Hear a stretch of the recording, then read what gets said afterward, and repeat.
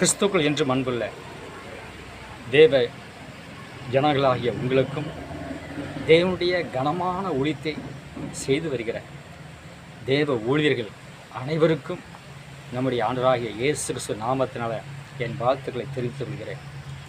இந்த நாளிலும் உங்கள் மத்தியில் நான் பகிர்ந்து கொள்ள இருக்கிற ஒரு காரியம் என்னவெனில், இன்றைய நாட்களில் சபைகளில் பிரசங்கத்திற்கு பஞ்சம் கிடையாது. ஒரு நிமிட செய்தியில் இருந்து ஒரு மணி நேர செய்தி வரை நாம் தாராளமாக ஏராளமாக கேட்க முடியும். அதுவும் குறிப்பாக தேவனுடைய வார்த்தைகளை பிரசங்கத்தை கேட்பதற்கு ஆவலாக இருக்கிற தேவனுடைய விசுவாசிகள் யூடியூப் மூலமாக ஒரு நாளைக்கு 10 பிரசங்கம் கூட கேட்கலாம்.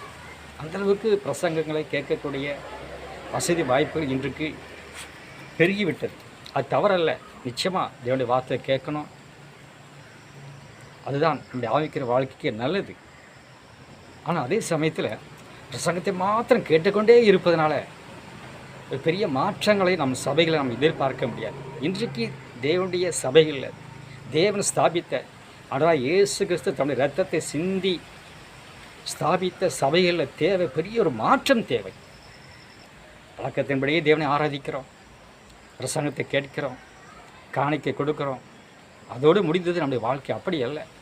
இன்றைக்கு சபையில் நாம் பார்ப்போமானால் எல்லாமே வழக்கத்தின்படி பாரம்பரியத்தின்படி தான் நடக்கிறதே ஒழிய பெரிய அளவு குறிப்பிடத்தக்க அளவு பெரிய ஆவிக்குரிய மாற்றங்கள் ஒன்றும் இல்லை. ஆகவே தான் சபைகளில் போதுமான ஆத்துமாக்கள் இல்லை. ஜனங்கள் ரட்சிக்கப்பட்டு வருவதை நாம் பார்க்க முடியலை. ஏன்னா கிறிஸ்துவ ஜனங்களாகி நமக்குள்ளேயே பெரிய மாற்றத்தை பார்க்க முடியல, உலகத்தார் பார்க்க முடியல, நமக்கும் மற்றவர்கள் வித்தியாசத்தை பார்க்க முடியல. ஆகவே இந்த நாளில் நமக்கு தேவையானது ஒரு ஆவிக்குரிய மாற்றம், ஒரு எழுச்சி, ஒரு உயிர்மீச்சி, ஒரு எழுப்புதல் நம்முடைய சபையில் கடந்து வர வேண்டுமானால் நாம் சில காரியங்களை நாம் செய்துதான் ஆக வேண்டும், கடைபிடித்து ஆக வேண்டும்.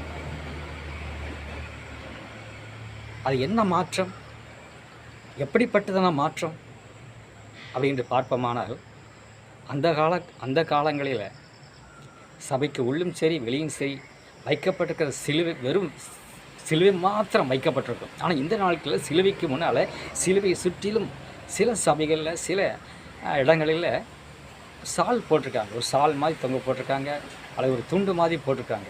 அது தேவனை ஆனால் இயேசு கிறிஸ்துவை கனப்படுத்துவது போல, தேவனுக்கு மரியாதை கொடுப்பது போல அந்த எண்ணத்தில் அவர்கள் அதை செய்திருக்கலாம். ஆனால் சிலுவைக்கு சால்படுவது, துண்டுபடுவது ஆனால் இயேசு கிறிஸ்துவை மகிமைப்படுத்தாது, அது கனப்படுத்தாது என்பது நமக்கு தெரியும்.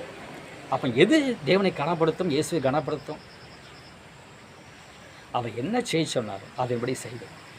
அதுதான் அன்று காண ஒரு கல்யாணத்தில் அன்னை மரியாள் வேலைக்காரர்களை பார்த்து சொன்ன ஒரு காரியம் அதுதான்.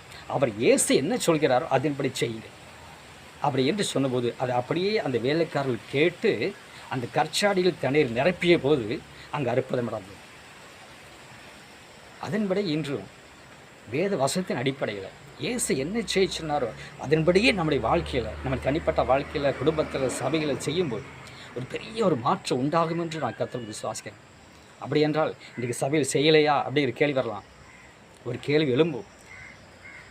நான் நல்லா பொருது பார்ப்பமானால் சபையில் அந்தளவுக்கு ஆண்டு சொன்னபடி செஞ்ச மாதிரி தெரியல. நிறைய பேசுகிறோம், சத்தியத்தை பேசுகிறோம், கேட்கிறோம். ஆனால் வசனத்தின்படி சபை இயங்குதா அப்படின்னு கேட்டால் இல்லை என்று தான் சொல்ல முடியும். ஆகவே இந்த நாளிலும் கூட என்னுடைய தாழ்மையான பணிவான வேண்டுகோள் என்னவெனில், ஒரு பெரிய மாற்றம் நம்முடைய சபைகளில் வர வேண்டுமானால் சில காரியங்களை நாம் கண்டிப்பாக செய்து ஆக வேண்டும். இல்லையில்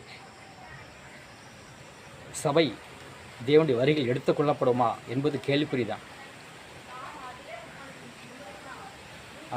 இன்னும் வருகிற நாட்களில் அது எப்படிப்பட்டதான மாற்றங்களை சபையில் கொண்டு வர முடியும், நாம் எதுக்கு என்ன செய்யணும்